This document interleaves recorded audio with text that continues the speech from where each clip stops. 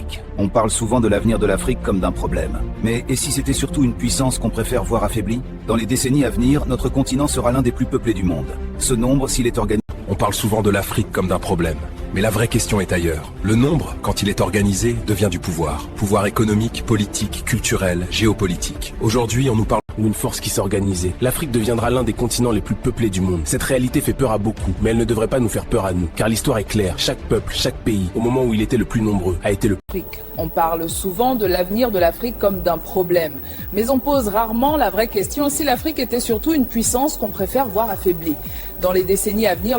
Le nombre, quand il est organisé, devient du pouvoir. Pouvoir économique, politique, culturel et même géopolitique. Aujourd'hui, on nous parle beaucoup de démocratie. Mais une vraie démocratie ne peut pas exister sans un peuple fort. Aujourd'hui, on nous parle beaucoup de démocratie. Mais une vraie démocratie ne peut pas exister sans un peuple fort, conscient et capable de subvenir à ses besoins. Une population nombreuse qui produit, qui travaille, qui se nourrit. L'avenir de l'Afrique ne se décidera pas ailleurs. Il ne se décidera pas dans les discours. Il se décidera dans nos champs, dans nos usines, dans notre capacité à croire en notre propre puissance. L'Afrique de demain ne doit pas...